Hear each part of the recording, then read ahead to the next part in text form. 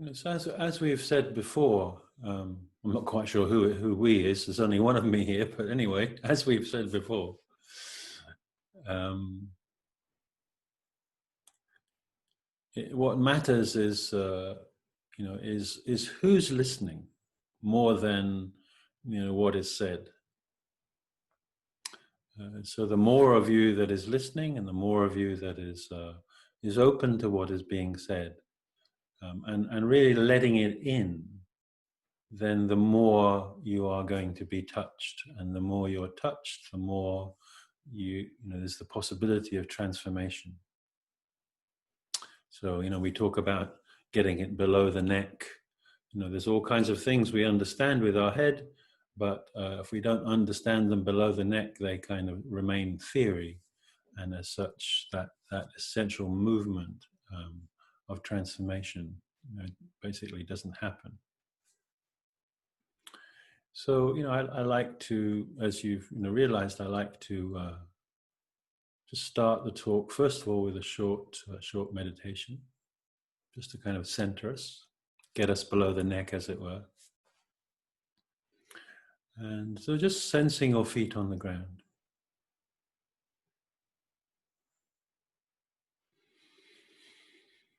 Maybe take a deeper breath, a little stretch. Just find a new balance in yourself that is to do with this present moment rather than whatever's happened in the past.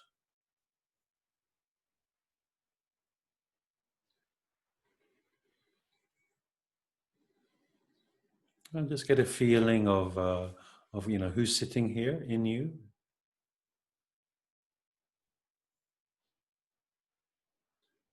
And from the sky's point of view and from the earth's point of view, all of you are welcome. But from my judgmental point of view, only these parts of me are welcome and these parts are not. So you just want to try and just allow, at least the idea of allowing all of who you are to be present here.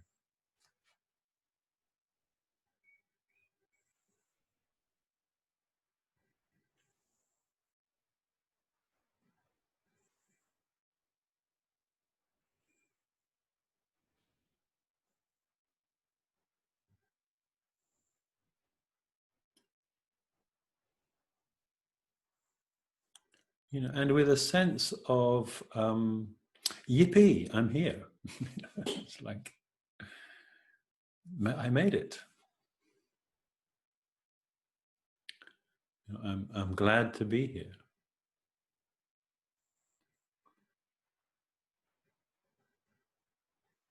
There is nothing else right now. This is it.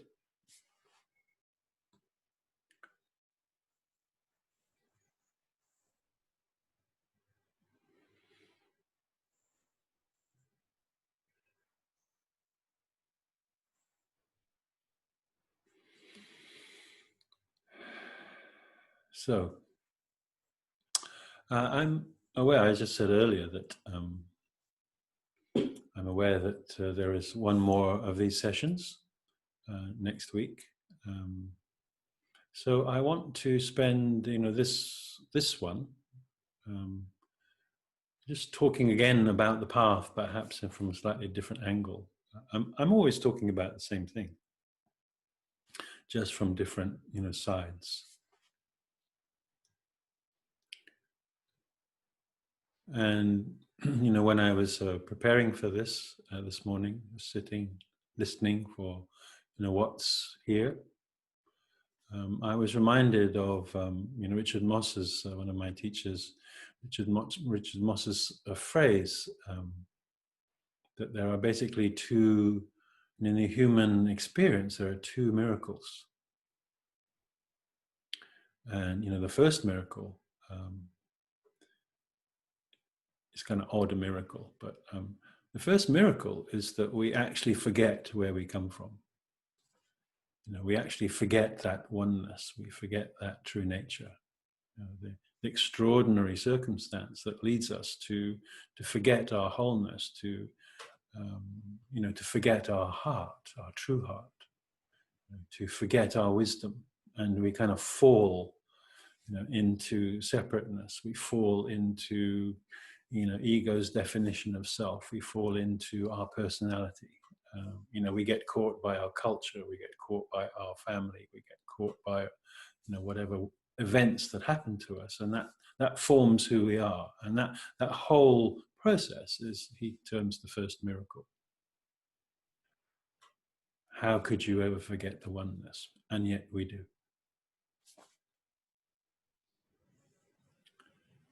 And then the second miracle is, from that kind of total thickness,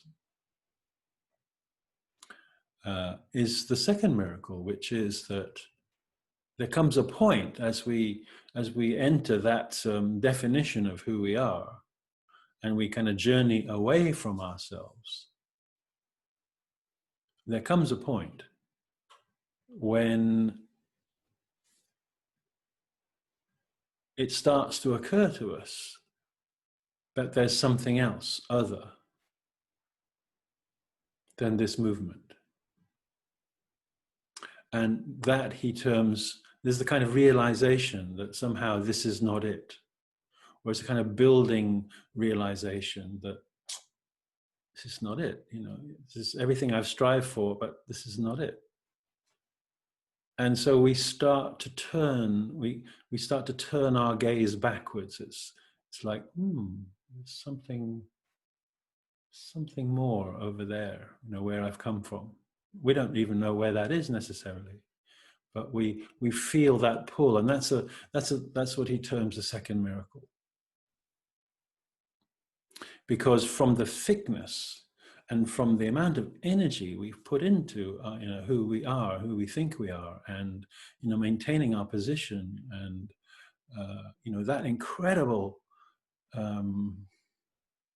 drama, it's quite extraordinary that at some point, sooner or later, actually, I believe all of us have this realization that there is more.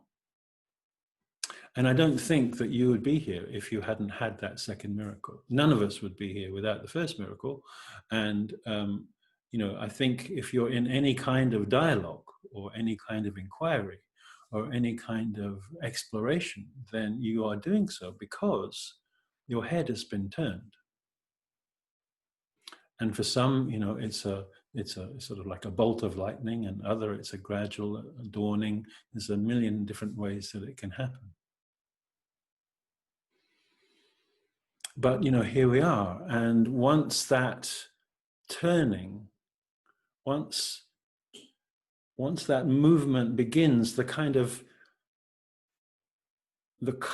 of the old life starts to fade. And, we don't give up that easily, of course.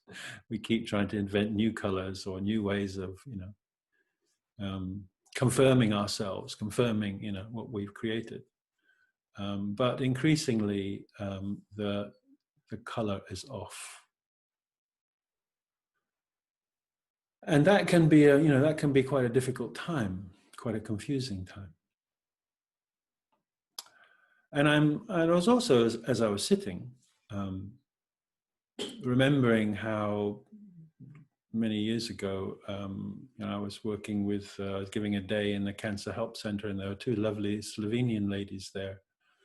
And at the end of the day, one of them said, I'm really touched by what you've been exploring, and I'd like to invite you back to Slovenia. So I said, great. And between that invitation and me going, the Serbian and Russian tanks kind of rolled across their border, and it looked like there was going to be a war. And both Marigold, and I were very fearful. I remember, lying awake, but there was a drive to go there. There was something in me just said, no, you've got to go there. And they were talking about, well, if war breaks out, then, we're only like 40 minutes from the border, and we can hustle you in a car and drive you out, don't worry, kind of thing. Oh, God. I don't want to go, I don't want to be in a Russian jail. and all kinds of stuff like that. And I can remember, going from home to Heathrow and then, getting on the Slovenian Airlines plane, and I was absolutely terrified. I was completely consumed by fear, and had been for a good 24 hours, 36 hours.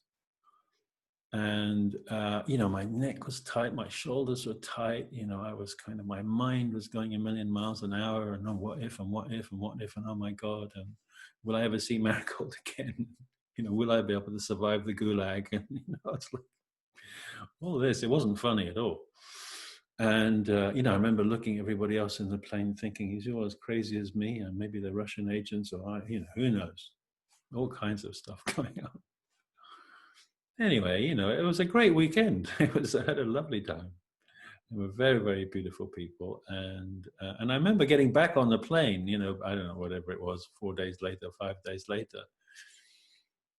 I was like, what was that all about? And I really felt the fear body and what it was doing to me. That kind of tightness, and because the fear, the amygdala is the back of the head here, is the sort of primitive lizard part of the brain. And, it's like you don't want to touch a horse, on its withers at this back there, because, that's where the predators go. And if you've ever seen, lions attacking wildebeest, they'll either go, for the throat, or they'll go for the, around the back there. And so the lower back and the back of the neck are kind of primitive areas of kind of vulnerability, that somehow the animal nature in us knows that that's our vulnerable spot. And when, fear hits us, we want to kind of constrict that place for fear of, what's going to come and get us. And same in the lower back, there's a kind of pulling away from, it's just sort of two aspects to it. There's a kind of pulling away from danger, but there's also this sort of armoring of the lower back and the condensing of the lower back. And what this essentially does is it kind of cuts us off from ourselves. So, when you're in a fear mode, your mind is just going nuts. I mean, my mind in that plane, was going absolutely nuts. The amount of scenarios that I had dreamed up for myself in that 36 or 40, whatever it was, hours, were, thousands and thousands of them. And, this is what the mind is doing, because it's completely cut off from reality. It's just caught. And because it's inventing all these scary scenarios, it's sort of a double whammy. And, one of the first things we learn to do, in Tai Chi and, TMW, is we learn to kind of sink the tail. And what that's doing is re-establishing some kind of ground. And, one of the facts are that our body, mind, our body can't tell the difference between what we imagine as true and actually what actually happens. It responds in exactly the same way. And so if I start to think about, for example, if I was completely and utterly uneducated, and I start to think about how many fearful thoughts have I had in my life? How many fearful thoughts, could I have had today? Or this week? Or this month? Or this year? Or in the decade? And you start to look, how many scenarios do you invent for yourself? And we automatically assume it's true. But actually, in hindsight, how much of it really is true? Perhaps some are true, yes. What is the percentage? I don't know. But it's pretty small. Maybe like 0.01. But how we react to it is 100%. And so, you know, our bodies are kind of locked in this kind of fear body, in a survival body. If you're left completely untended, as it were, if you haven't had that sort of second miracle, you know, there is this sort of tensioning, contorting, and distorting, you know, because of the first miracle, this condensing. And when that second miracle comes along, in some form or other, one starts to question, well, you know, is this real? Or is there another way of handling this? And there is this process of kind of undoing that tightening up. And so there are some sort of key areas which we explored a couple of weeks ago, and I think in terms of the alignment, that sense of aligning oneself. You know, and this area here, you know, is fundamental to allowing those fear thoughts to descend, you know, into the reality of the body. Because, you know, who's having the fear? It's not entirely true, but it's not the body that's having the fear. You know, it's the mind that's having the fear. That then translates that into the body. So as we come into the body, if we listen to the body, sometimes I look at my hand, you know, my mind's going, and I look at my hand and listen. So is my hand saying these thoughts? No, it's not. You know, does my hand know it's Monday? No. Who knows it's Monday? Does my leg know it's Monday? No. Do my eyes know it's Monday? No. Now, there's a part in my mind that's tracking time, and that bit says it's Monday. And Monday means, you know, whatever Monday means. And then depending on, oh, it's Monday, you know, beginning of the working week, or, you know, the end of the weekend, or Monday's back to end of the holiday, or whatever it is, you know, I position myself and I invent all kinds of scenarios, and then away we go.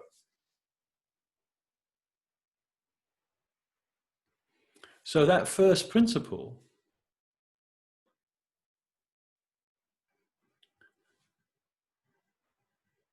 is saying, okay, well, no matter what's happening, what's real? Well, this is real. Yes, that might be happening. Yes, that might be happening. That could happen. But is it happening now from here? No. And then what starts to happen, you know, is the relaxation, one way or another, of what we might call the fear body. And as we start to relax, you know, the mind, you know, still going a million miles an hour, but, you know, it starts to go 99 miles an hour. You know, it starts to go, you know, it starts to relax. It's never going to stop. I mean, occasionally it pauses, but it's never going to stop, because the mind does what the mind does. I mean, the heart beats and the mind thinks. There's nothing wrong in that. The issue is that our attachment to it, that's the truth. That's who I am. What that says is true. And actually, most of it is not true. It could be true, maybe. But actually, most of the time, it's just fear scenarios. And as a result of that, I cut off from myself. And as a result of that, you know, I create the kind of life for myself. So when I'm only believing this part, you know, then, you know, that's a very different life from if I allow myself to join and join the earth, you know, join nature. And that's also like a second miracle, you know, to actually choose to do that is an amazing act. And that's part of the practice, to learn to, because there is not just one second miracle. There are many, many, many, many, many, many, many second miracles. It's a process. And the key thing is to understand, I feel, that the key thing to understand is to recognize the dynamics of my actions. So if I don't do this, what happens? Well, what happens is, I tighten, I isolate, and I go into some kind of survival mode. If I do this, the world is the world. Nothing's going to change. But I change. I start to come back, to myself. And, one other thing that I just want to say is that, and this is not theory. I mean, actually, none of this is theory, by the way. This is kind of spiritual, dynamic truth, lived. And now I've forgotten what I was going to say. Oh, yes.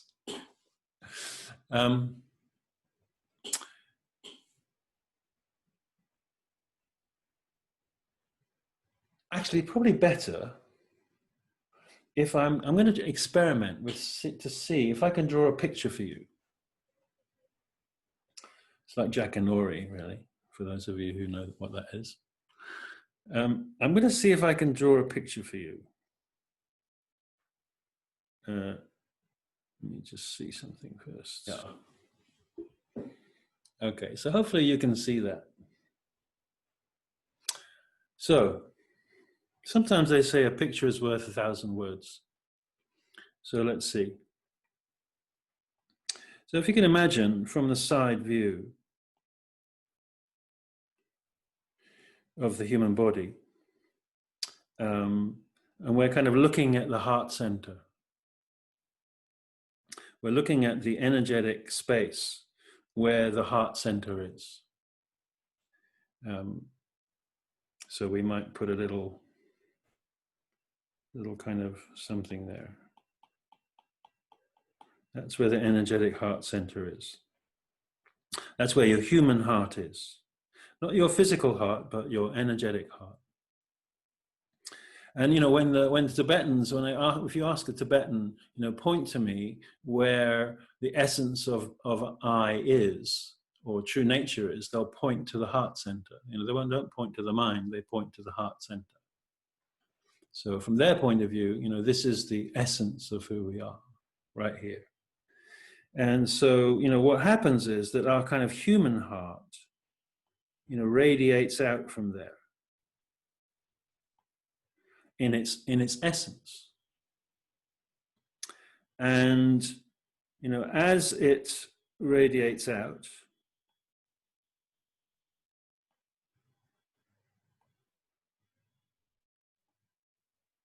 at some point, we encounter an insult or a fear. And from that moment, what's radiating out from here is a kind of like a defended identity.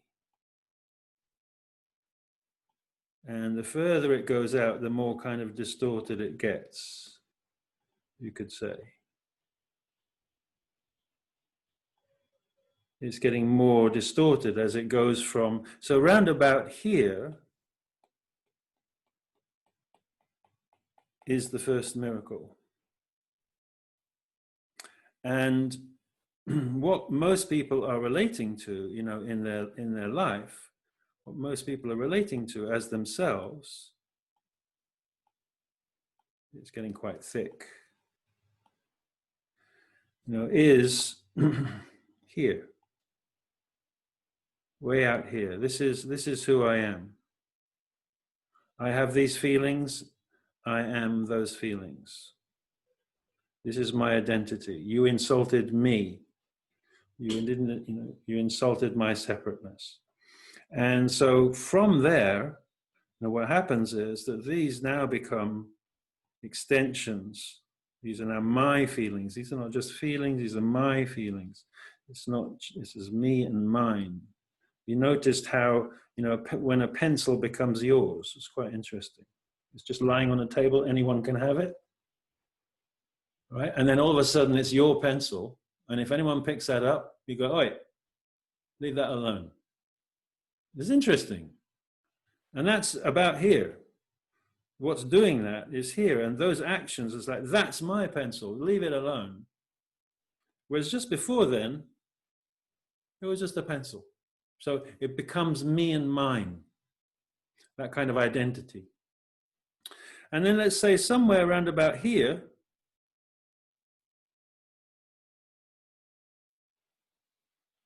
we have, a thought or a realization that there's more. These little sort of purple dots are sort of moments of realization. There's a hole starts to appear in our identity. The color goes off in our identity. And so what starts to happen is a movement back.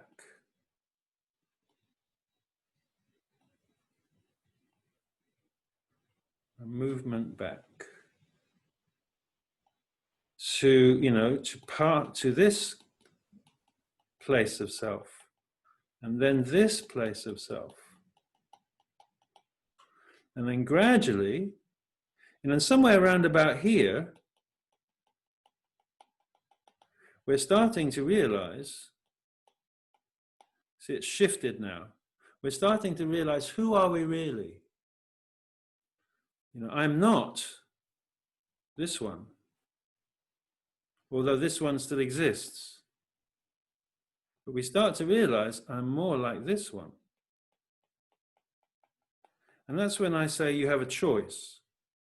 So at this point, somewhere around here, this last line, you have like two of you. And that's not because you're schizophrenic. That's like we're all nuts, really. But you have a choice. And this is like really, really important when you have the choice, when you realize you have the choice. See, before then, you don't have the choice. You just have to do what you have. That's my pencil, leave it alone. But when you realize it's God's pencils, and there's lots of pencils, it really doesn't matter. You can go and get another one, In fact, you can get a better one. Have this old, crappy old one. I'm going to get myself a better one. Life gets a lot more fluid. So this is a very important point. But the spiritual path, so practices like, say, TMW, like meditation, like the practice of the principles, what are they doing? They're letting you they're letting you kind of surrender. And they're bringing you back, back and back, back and back and back, back and back and back, layer by layer, layer by layer, layer by layer, until at some point, you actually, where your consciousness is at the beginning.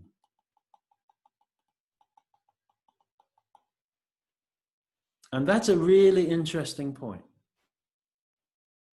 because it's at that point that you realize that there is something more. And that something more is what you might call the spiritual heart, which is behind the human heart. And that spiritual heart has kind of vectoring into it,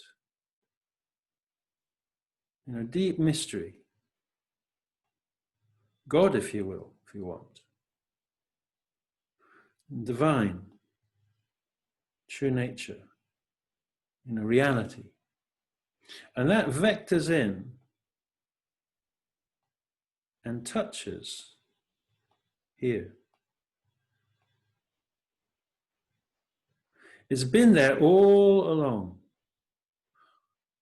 but we didn't feel it because our orientation is outward.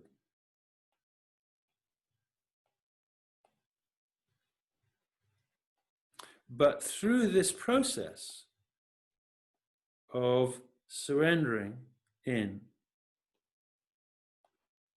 our case, through the principles and through a physical practice or meditation, we arrive here. And then a really interesting thing happens. Because when we realize that actually we are both this and in its true nature this, notice the sparkly bit.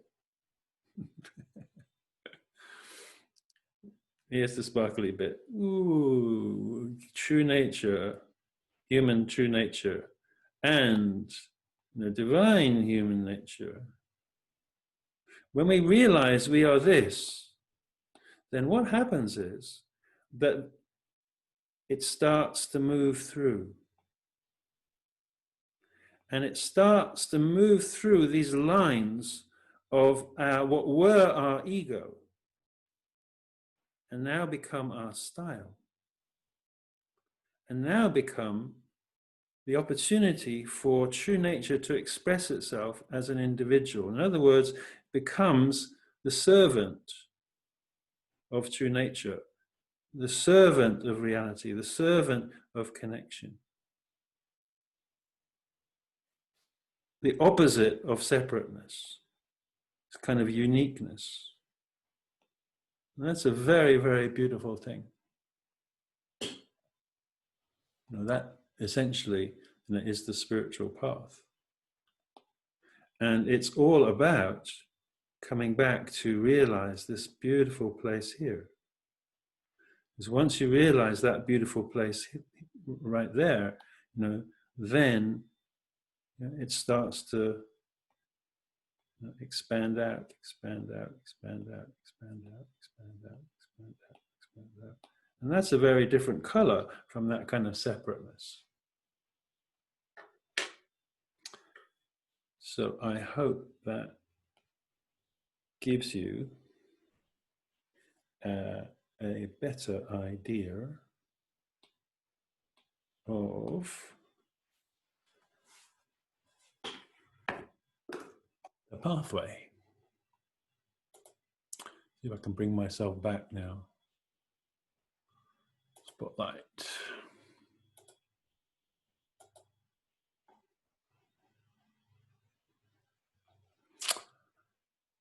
Right. So I enjoyed doing that. I hope you had a sense of that. And so what I was going to say just before I did that was that the process is like this. That there's that kind of thick covering, and then there's this this kind of ego self or separate self, or that kind of isolated self, or you could call it fear self. And then we understand, or we have that second miracle wake up.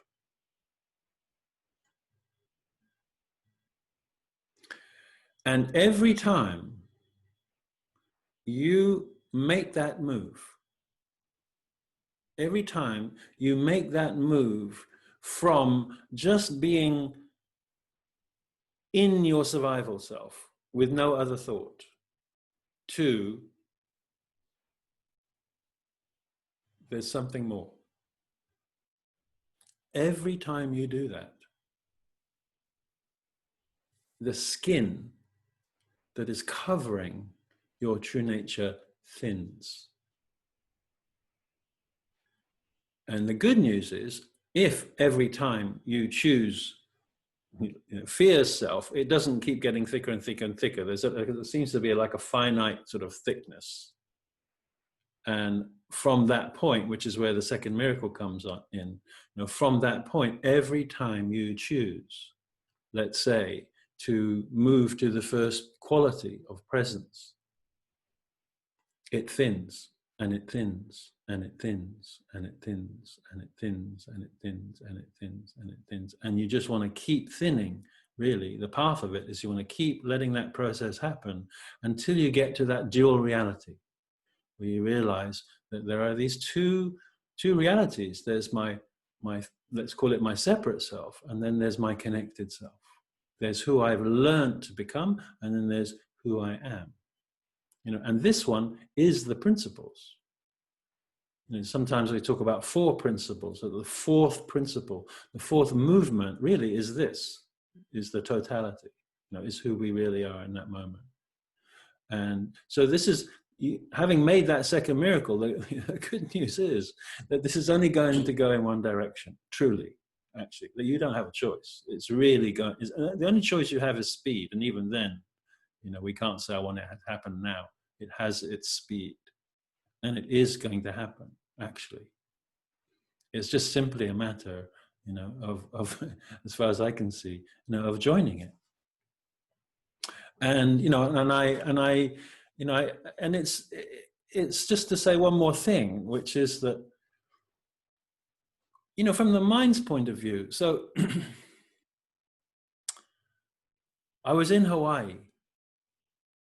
Long story, but short version is, I was in Hawaii, and I found myself in the deep blue of the Pacific Ocean. Crystal clear. You could see for, not like Pembrokeshire, which is pretty clear, but Hawaii water is like, there is no water. It's like you're in the translucent liquid. You can see a long, long, long, long way. And coming into view is this great big mama humpback whale. And she kind of sidles at her. She had a calf with her, and the calf kind of just sort of disappeared. And then there she is.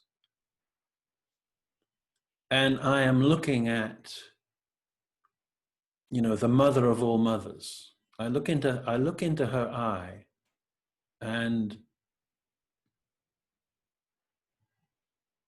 I'm looking into the mother of all mothers. I'm looking into the eye of all the mothers that have ever been. Ancient beyond measure. Deep, wise, still, this big eye, it's about this big, just looking at me. And she's about, I don't know, 3 meters away, 2 meters away, not far. And it was an extraordinary moment in my life. That's a big animal. Probably bigger than your house. It's huge. And there she is. She's right close to me, and still just floating, in the big blue, and I'm floating in the big blue. Fortunately, there's a boat like just there, but I'm underwater.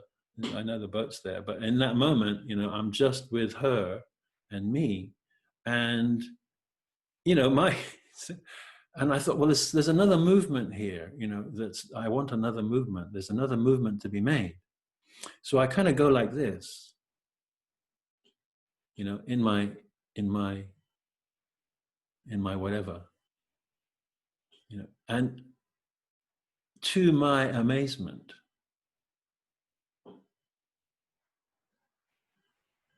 she just, without moving, starts to move in like this.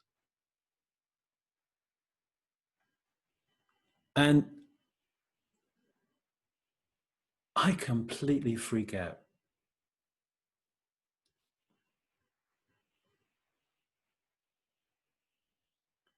I completely freak out. Talk about fear body, like this. And she'd gone. I don't even remember her going. It was so fast. How does an animal that big move that quickly? I have no idea. But maybe I was just in shock and didn't see it. Gone. I would like to tell you, I just, embraced the Great Mother, and we had this lovely time. That, that's the theory, right? That's not the truth. The truth is, I completely freaked out. And I got back in the boat, and you know, and everyone was patting me on the shoulder and said that was amazing, blah blah blah blah. And you know, we got back to shore a couple hours later, and I got in the car I was renting, and I was driving along the highway, and I just burst into tears. I just broke down, you know, and I had to pull off, and you know, I just sobbed for a long time. And you know, this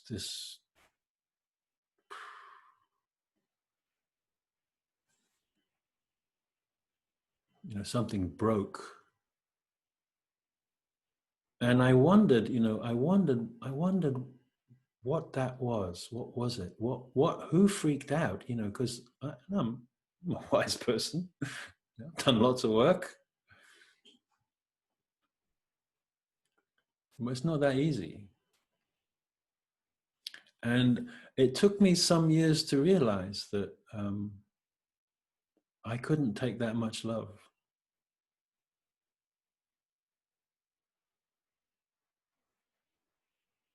It was too much.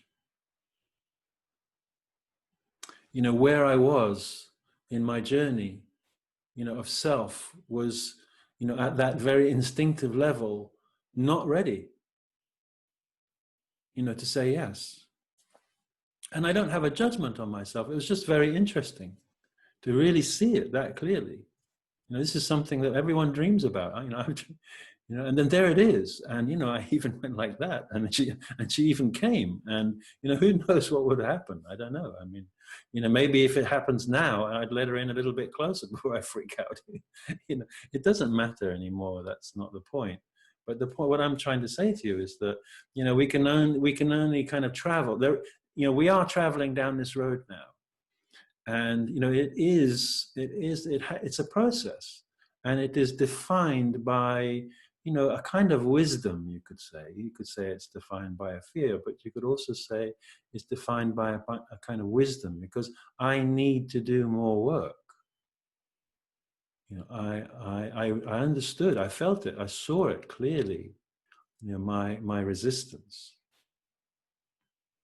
And you know, when I say do more work, what I really mean is, like, if you like, you know, more surrender in the little things, and understanding this process of fear's voice, and learning to, you know, handle or ground or come back to reality. And in that coming back to reality, you know, there is a relaxation, and in that relaxation, you know, there is a movement of the heart sooner or later. You know, and both of those three movements are dissolving, you know, this layer of separation, and we are, you know, we are sinking back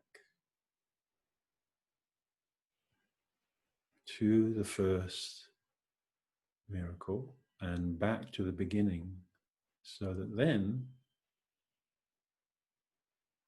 you know, that can come back out as Richard Farmer, you know, the truth of Richard Farmer, you know, doing what Richard Farmer, only Richard Farmer can do, or the truth of whoever, you know, you are. Only you can do that. Only you can live that. And so I become, or you become, you know, we become a representative, you know, of that kind of that mystery, which is coming in from behind, right into the heart center, right where the essence of us is, and then, you know, it can move back out again. Very, very, very beautiful. So that's why it's worth taking the, you know, that's why it's worth taking the steps, you know, of the path of the principles, which, you know, we're going to do another meditation on that. And it's, you know, and it's, whilst they are not necessarily confined, you know, there is a place where that first principle, I mean, the first principle is really in my, you know, finger, but where from the point of view of fear's voice, you know, it's much more useful or helpful to kind of bring it down. You know, so coming into the pelvis, coming into the tail, coming into the feet, you know, coming into planting the spine, you know, that kind of focus, you know, is really helpful for the first quality, the first principle, for feeling it once more. You know, and then, you know, what's going, yes, I mean, you can relax your shoulders, you can relax your hands, you can relax your face, but the reason why they are tight it's because of the mind. So, that sort of second place, here, or unwrinkling, the sense of becoming smooth here, or letting that's a good kind of area to look at for the second principle. And, the heart center, well, is the heart center. And it's a very, very powerful field. It's actually, they say the heart center is more powerful. It's more powerful than the mind, than the mental field. It's actually far stronger. So, as we come back in here,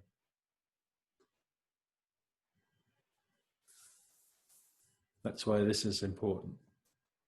And as the Tibetans are talking about, this is like the essence. And in my understanding, that is pretty true. In the same way that the third principle or quality contains the second and the third. So, if we come here, we discover our original mind. As we come here, we discover our nature body, you could say. And those three, just like the three principles are really one being, so these three areas are actually, they're not separate. And you're kind of back. And that, when you're moving in TMW gestures, as I've said before, that's when it becomes prayer. You've actually made that movement from it being my gesture that I'm doing to myself, to somehow you understand, it's life, and you are representing life, and you are life giving back to itself. It's prayer, it's sacred, it's just the best. And to understand that, and to own it, and to understand that it's there always, is the but by understanding that it's always there, I just don't look at it. And the wish to come back, the wish to make that journey, to take that journey consciously, that's only going to go in one direction, home. That whale, that great mama whale, is home.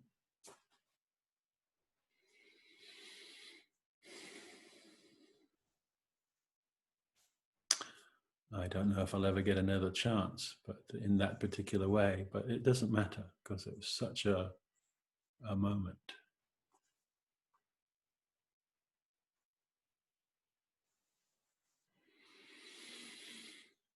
Okay, so that's enough words.